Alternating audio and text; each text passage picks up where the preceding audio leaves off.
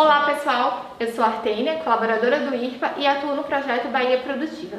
Desta vez, o tema da nossa videoaula é adubação orgânica e para isso a gente convidou o engenheiro agrônomo Luiz Almeida para falar sobre o assunto. Então, se você quer saber sobre isso, não perca a nossa videoaula.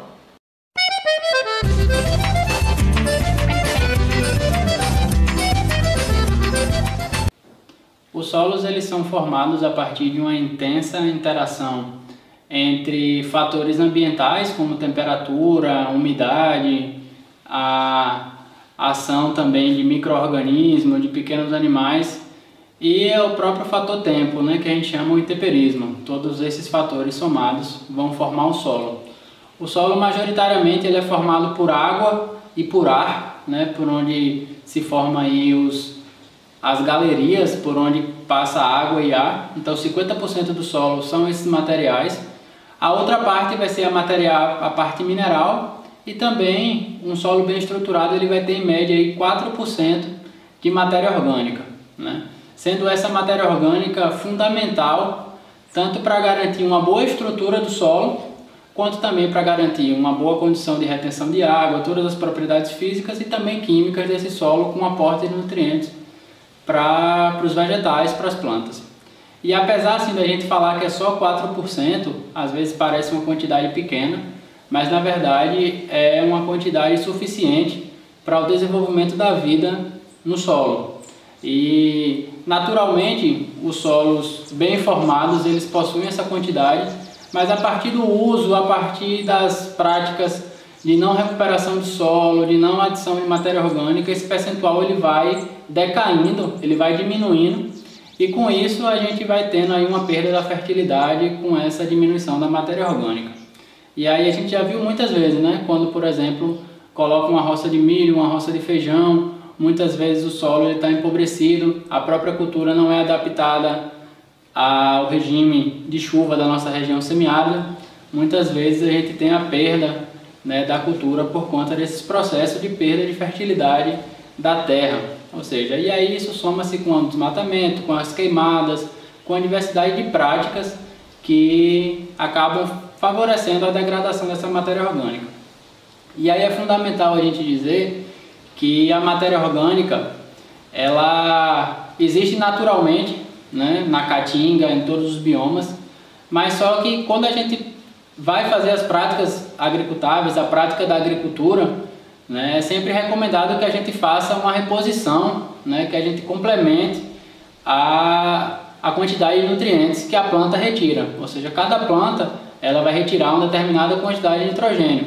Assim como a gente come, se alimenta do feijão, do arroz, do cuscuz, do bode, da salada, para pegar os nutrientes, crescer, ficar forte, saudável, as plantas também ela se alimenta desse processo da matéria orgânica, né? Ou seja, junto com a água, matéria orgânica constitui aí a fonte de nutrientes das plantas. Além da matéria orgânica, também existem outros materiais que podem ser usados aí no processo de adubação, de fertilização. Mas um dos exemplos que é muito importante e que principalmente é de fácil acesso é o composto, né? A compostagem. Que basicamente a gente consegue fazer a compostagem com materiais que a gente tem ali na própria propriedade, né? Botando, por exemplo, a palhada, que aí pode ser o capim, folhas que caíram, outra diversidade de produtos que ali a gente tem de origem orgânica, principalmente vegetal, né? A gente só não vai usar muitos galhos mais duros, né? Porque ali ele tem uma quantidade de carbono muito grande e acaba que não vai decompor na pilha. E por outro lado a gente vai usar também a parte animal, que é o esterco, né? Muitas das nossas comunidades aí são criadoras de bode, cabra, ovelha, né? Então esse acaba se constituindo uma fonte de matéria orgânica central, assim, que é o esterco, e que muitas vezes é desvalorizado, que muitas vezes acaba sendo vendido barato, né? E acaba deixando as comunidades muitas vezes nas mãos dos atravessadores. E acaba empobrecendo o sistema ali, acaba empobrecendo o agroecossistema daquela família que muitas vezes poderia estar usando aquele composto, aquele esterco, para enriquecer a caatinga, para enriquecer o ambiente ao seu redor. E aí o composto, ele é basicamente uma prática que se espelha na natureza. A natureza está em constante ciclo, né? Ciclo de decomposição. Esses materiais decompostos eles são novamente reabsorvidos, viram outros, ou seja, vão constantemente se transformando em outros. Só que isso acontece de maneira na natureza mais lenta, de acordo ao clima. Ao próprio clima ele vai determinar o tempo que essas condições vão acontecer. No caso do composto, a gente busca fazer uma aceleração desse processo de decomposição. Ou seja, para fazer isso, a gente vai dar condições para que isso aconteça. E aí a gente vai depender de quê? Umidade, ou seja, que a água, a molhação no composto, as próprias bactérias que já estão ali contidas no esterco e também a questão da aeração, ou seja, a questão do oxigênio. Ou seja, então a partir disso a gente vai conseguir montar a compostagem para que no final a gente tenha uma matéria orgânica, né? Uma matéria orgânica umificada de qualidade para o uso. E aí a gente vai utilizar da seguinte forma: a gente vai montar determinada pilha, pode ser uma pilha, pode ser uma leira, enfim, aí vai depender da condição, vai depender da demanda de uso. Se for uma demanda de uso menor, pode fazer uma pilha menor, se for uma demanda de uso maior, pode fazer maior. Isso vai depender muito da dinâmica do agricultor, da agricultora e como é que ela vai usar essa questão. E aí, ela é sempre feita uma camada de 15 centímetros de palha, ou seja, a gente vai usar uma camada de 15 centímetros de palha, de folha, de resíduo vegetal, pode ser até um resíduo orgânico, ou seja, resto de comida, casca de fruta, ou seja, aqueles alimentos, restos de alimentos que muitas vezes as galinhas, os animais ali não comem, ou seja, a gente pode também estar fazendo um reaproveitamento na compostagem. A gente só vai evitar ali o material de carne, esses processos aí que acabam no processo de decomposição podem prejudicar algumas bactérias. Mas se for material orgânico vegetal, cumpre um papel importante também. E aí a gente vai usar sempre uma proporção de uma camada de 15 centímetros, aí a gente coloca 15 centímetros, lembrando que para a gente colocar a primeira camada, a gente tem que levar em consideração alguns aspectos. Quais são eles? O primeiro é a gente observar um local que seja plano, né? Então a gente pegar um local na propriedade que seja mais plano, que não seja decaído, porque se for em caída, né, se tiver desnível, vai acabar a água correndo para o lugar mais baixo. Então a ideia é que a pilha ela fica molhada por igual. Então a gente procura um local plano e aí nesse local plano a gente vai também fazer uma limpeza superficial, né, tirar galhos mais grosseiros, fazer uma limpeza e observar também um local que seja meio sombreado, ou seja, procurar um local que não esteja totalmente exposto ao sol. Aí pode ser embaixo de uma árvore, né, um local aberto, né, porque além de ter essas questões, também precisa da presença do oxigênio. Ou seja, sem o oxigênio, as bactérias não vão conseguir fazer o processo de degradação dessa matéria orgânica. E aí, levando em consideração esses fatores, essas questões, a gente vai dispor essa primeira camada de palha, de material seco, de 15 centímetros, sempre molhando, deixando bem umificado. E aí lembrando, a ideia não é encharcar, é sempre deixar úmido, né? Porque se a gente encharca, a gente também vai reduzir a quantidade de oxigênio, ou seja, vai diminuir a quantidade de ar dentro dessa pilha e pode acabar também tendo alguns prejuízos. Aí logo depois que a gente monta essa primeira camada de palha, a gente vai colocar uma camada de 5 centímetros de esterco, né? O esterco cru, a ideia é que eu tirei do esterco cru, não o esterco curtido, né? Que aí o esterco curtido a gente vai usar diretamente como também uma fonte de matéria orgânica em canteiros, enfim. O composto ele também tem essa questão da matéria orgânica, tem essa função de matéria orgânica, mas ela é mais rica nutricionalmente falando do que o esterco puro. E aí depois que a gente colocar essa camada de 5 centímetros do esterco, a gente sempre vai molhar. Porque o esterco, quando a gente vê na pilha, às vezes a gente tem um esterco para botar para curtir, às vezes a gente molha por cima, né? E aí tem dificuldade da água entrar na pilha, ou seja, às vezes a água fica só por cima. Ou seja, o esterco ele repulsa a água, né? Ele é higroscópico, ou seja, ele não absorve a água com facilidade. A gente precisa sempre mexer. Então por isso também que a gente vai sempre colocando uma camada, molhando, colocando outra camada, molhando, sempre colocando uma quantidade de água para molhar sem encharcar. E aí depois que a gente fez esse processo, a gente vai montando camada sobre camada. Ou seja, sempre uma camada de 15, uma camada de 5. 15 de palha, 5 de esterco, e aí a gente vai montando a nossa pilha. A ideia é que a pilha ela tem aproximadamente 1 metro de comprimento, de largura, 1 metro de largura. E a ideia é que essa pilha ela tenha aproximadamente 1 metro de altura, 1 metro até no máximo 1,5 metro de altura, para não dificultar o processo de revolvimento, né? Para não dificultar alguns manejos que a gente precisa fazer nessa pilha de composto. E aí a compostagem, depois que a gente fez esse processo de montagem da pilha, ela vai passar por 3 fases, né? 3 fases centrais até o final lá na matéria orgânica pronta. A primeira fase ela dura ali entre 3 e 7 dias.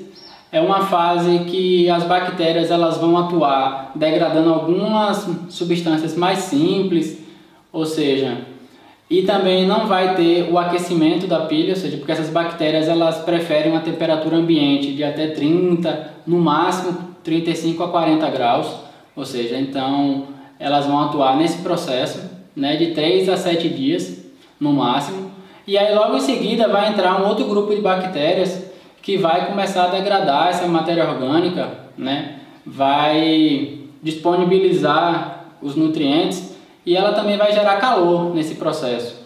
Ou seja, muitas vezes a gente vê que quando a gente coloca o esterco para curtir, ou a gente coloca até mesmo a pilha de composteira, quando a gente coloca a mão assim ela está quente, e às vezes chega até a você pegar e achar que aquilo ali pode até esquentar, não chega a queimar, mas esquenta bastante.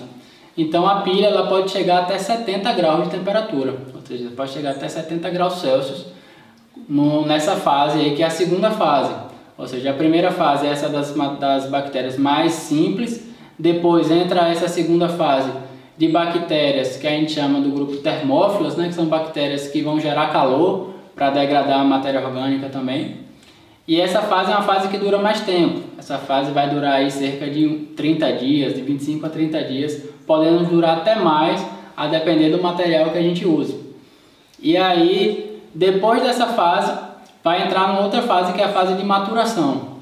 Essa é a terceira fase e última, que é a maturação, que é a fase da qual o esterco e a palhada já vão estar decompostos, né? Já vai estar ali formadas substâncias úmicas, ou seja, já vai estar formada a matéria orgânica pronta para o uso. E aí, como é que a gente sabe que o composto está pronto? Né? Essa é uma pergunta importante.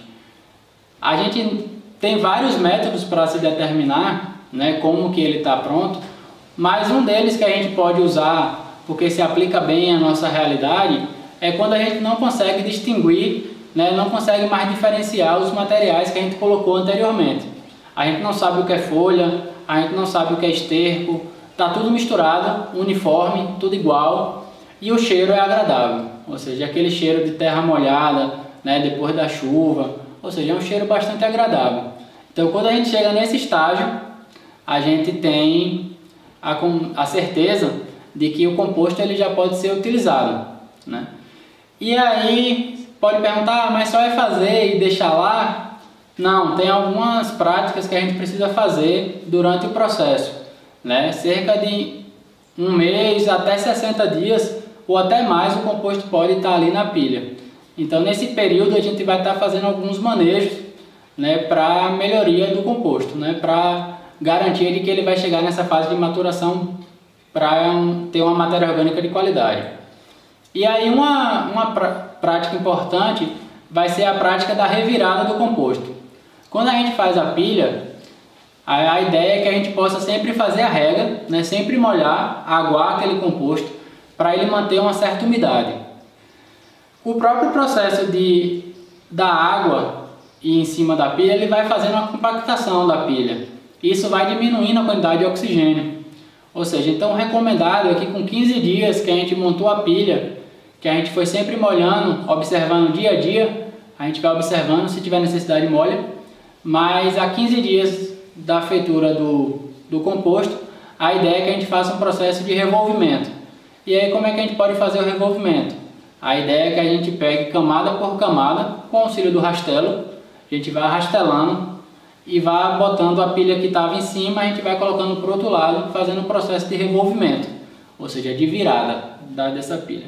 Aí a gente vai fazer um primeiro processo com 15 dias, um outro processo com 8 e um outro processo com 8 dias, e aí é esperar que as bactérias elas atuem da melhor forma possível para a degradação dessa matéria orgânica. Um outro processo que é importante para a gente é observar a molhação. A ideia é sempre manter úmido e não encharcado, né? Se a gente acaba molhando demais, encharcando, vai limitar a presença de oxigênio e vai também limitar a atividade das bactérias, que dependem do oxigênio para fazer a decomposição. Então, a gente vai ter que deixar úmido para que elas tenham a condição de degradar essa matéria, mas não encharcar para diminuir a presença de oxigênio. E aí, se a gente acabar molhando demais, também vai ter a perda de nutrientes, ou seja, a gente vai acabar lavando boa parte dos nutrientes que vai acabar se perdendo da pilha e vai gerar um composto mais pobre nutricionalmente. E aí, algumas questões que a gente pode observar, né, quando a gente faz a pilha, é sempre observar se ela aparece alguns pontos brancos de mofo, né? Aquele mofo ele vai acontecer principalmente pela pouca disponibilidade de oxigênio, ou seja, de repente tem a umidade, mas tem pouca quantidade de oxigênio. Então a proposta é que quando ocorrer tanto o mofo, a gente possa revirar, e quando a pilha estiver seca a gente possa regar, né? Sempre nesse limite. Um teste que a gente pode fazer, né, é a gente pegar um pouco do composto com a mão, né, e apertar. Ele vai escorrer levemente aqui dentro dos dedos, um pouco do líquido, mas a ideia não é que escorra muito. Se escorrer muito, a ideia já é que molhou um pouco mais. Então é sempre apertou, correu um pouquinho de líquido, ali já é o suficiente para a gente ter a certeza de que a pilha está úmida. Então basicamente o composto ele é uma prática bastante simples, né? Ele tem só essas duas demandas que a gente vai ter. Uma é a regra, é molhar, a molhação, e a outra é fazer o processo de revirada a cada 15, 8 e 8 dias. E aí depois disso a gente vai ter o composto pronto para uso nos diversos fins. E aí você pode perguntar assim, onde é que eu posso usar esse composto e qual a quantidade que eu vou ter que utilizar para determinados fins.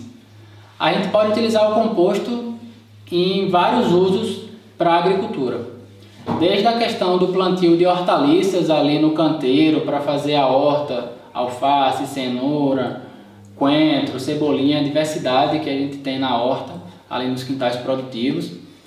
Quanto também a gente pode colocar na palma, ou seja, a palma forrageira, para a gente disponibilizar um alimento de maior qualidade para os animais, né? Ou seja, aumentar o nosso estoque de alimento e assim também conseguir ter uma rentabilidade maior no final, com o abate do animal mais gordo, mais pesado, com maior peso de carcaça. E também a gente pode utilizar ele no processo de fazer mudas, né? Ou seja, no processo de viveiro, e também no próprio enriquecimento das plantas da caatinga, ou seja, até mesmo no processo do recatingamento, ou seja, na defesa da caatinga em pé, a gente aponta também que uma das principais questões também é a gente defender, proteger a caatinga e cuidar bem, já que é um bem que a gente faz uso, então por que não cuidar? Então um exemplo desse uso é a gente também colocar matéria orgânica no pau-ferro, na caatingueira, nas plantas ali que estão ao nosso redor, né? Seja ela na disponibilização de esterco ou até mesmo do composto, que é um material rico também em matéria orgânica. E aí no caso que é mais usualmente aplicado o composto é nas hortaliças. E aí as hortaliças a gente vai fazer o uso basicamente de 3 a 6 litros por metro quadrado de canteiro. Ou seja, em cada 1 metro por 1 metro de canteiro a gente vai aplicar aí de 3 a 6 litros de composto Sempre também homogeneizando um pouco com o próprio solo que já está ali disponível no canteiro, para a partir disso conseguir plantar as hortaliças. Também a gente pode utilizar na fundação de plantas, ou seja, no berço, né? Ou seja, cavamos ali o buraco, fizemos o berço. No berço a gente pode colocar de 5 até 10 litros ali de composto para a formação da muda. E depois a gente também pode fazer o processo de cobertura. Já em plantas adultas a gente pode ir na altura da copa, né? Ou seja, na largura da copa da planta, a gente pode também ali colocar uma quantidade de composto. Na palma a gente sempre coloca ali na entrelinha para que a palma consiga absorver também o nutriente. E sempre utilizar o composto na época da chuva, ou seja, sempre que a gente for utilizar em áreas de sequeiro, né, na qual a gente não vai fazer o processo de irrigação, não vai molhar, vai depender da chuva, então é o preferível que a gente use mais no período chuvoso, né, ou seja, porque ali vai ter a melhor condição para que as plantas absorvam. Mas isso não quer dizer que no período seco não é para se colocar, é para se colocar sempre manter matéria orgânica para que as plantas consigam se desenvolver, né? Porque a matéria orgânica ela vai ter inúmeras funções no solo, né? Desde a questão química, física, como também a vida dos micro-organismos, a vida do solo vai depender muito dessa matéria orgânica. E aí o composto ele tem uma função fundamental e importante nessa questão da adubação das plantas. E a gente sabe que uma planta bem nutrida, né, uma planta que está bem alimentada, ela é uma planta sadia. Assim como a gente, né, quando a gente se alimenta bem, quando a gente se cuida, a gente vai ter também uma saúde ali em melhores condições. Então a planta ela precisa ter essa boa alimentação. E a gente já sabe que as plantas, quando elas estão mal nutridas, ou seja, quando elas estão desnutridas, quando elas estão com pouca disponibilidade de matéria orgânica ou pouca disponibilidade de nutrientes no solo, elas vão estar mais susceptíveis ao ataque de insetos, né, convencionalmente chamado de pragas, mas na verdade isso tudo é fruto do mau manejo ou do manejo errado, né, do agroecossistema ou do sistema produtivo. Então essa planta, além de estar mais susceptível ao ataque de doenças, ela também vai ser uma planta que vai estar menos eficiente no uso da água. Ou seja, então uma planta desnutrida, ela perde mais água para o ambiente, ou seja, por evapotranspiração, do que uma planta sadia. Então a matéria orgânica, além de ter todas essas funções, né, importantíssimas na estrutura, parte química física do solo, condição de vida da microbiota, né, dos micro-organismos do solo, ela ainda tem essa função fundamental que é fazer a segurança da água, ou seja, que as plantas se desenvolvam bem ali. E a gente sabe que se a gente tem um solo sadio, uma planta, um alimento sadio, a gente vai ter também naturalmente seres humanos sadios, e é o que a gente aponta como uma possibilidade também para se ter uma sociedade sadia. Então, se em algum momento desse ciclo a gente tem uma quebra e ela começa desde o solo, então se a gente não tem um solo sadio, é quase impossível a gente ter uma sociedade sadia, porque a própria geração de alimento, né, ela não é pensada para gerar vida. Mas na nossa condição de comunidades fundo de pasto, de agricultura familiar, quanto menos a gente depender de fatores externos, né, quanto menos a gente depender de coisa de fora da propriedade, mais autonomia a gente vai ter no agroecossistema, né? Mais autonomia a gente vai ter e mais empoderamento a gente vai ter na nossa propriedade. Ou seja, se a gente pensar que cada mineral, cada produto que é comprado numa empresa, numa loja, quase sempre essa loja faz todo um processo de desconstrução dos nossos produtos, que são o esterco, desvalorização do esterco, desvalorização do vermífugo natural, ou seja, para quê? Para sempre ter a ideia de que o que é de fora é melhor. Mas na verdade isso é uma grande, vamos dizer assim, uma grande pegadinha, né? Uma grande cilada que eles colocam para a gente, o quê? Para deixar o agricultor, para deixar o homem e a mulher do campo preso a essa ideia de ter que comprar a cada safra, ter que comprar a cada ano determinado produto. Então, a gente quer dizer que a gente tem que valorizar os nossos produtos locais para que a partir disso a gente possa desenvolver a convivência com o semiárido, desenvolver uma condição de vida mais justa e digna no semiárido. E aí a gente quer dizer com isso de que é importante ter a valorização dos nossos produtos, né? Seja ele produtos do extrativismo, como umbu, outros produtos, e também os produtos que a gente pode fazer outros usos, como exemplo do esterco. Muitas vezes o esterco ele é vendido barato, né, para as grandes empresas aqui principalmente do Vale do São Francisco e para outros locais aqui do perímetro irrigado de diversas regiões. O esterco que vem da comunidade de fundo de pasto, que vem das comunidades rurais, comprado lá barato, vendido a um preço mais caro. Ou seja, será que se esse esterco ficasse na comunidade, ali ele não poderia gerar uma condição melhor para a própria comunidade, para a própria família, do que muitas vezes ao preço que se paga? Então essa é uma questão para a gente ir refletindo nesse sentido. Assim também como a questão dos adubos, né? Vamos dizer assim, muitas vezes a gente acha que é preciso, né, sempre ficar comprando adubo na casa de adubos, né, para se fazer o cultivo ali do roçado, o cultivo da agricultura de sequeiro. Então isso é uma condição da qual a gente quer romper, né, que a gente quer passar para que a gente tenha uma melhor vida aqui no semiárido.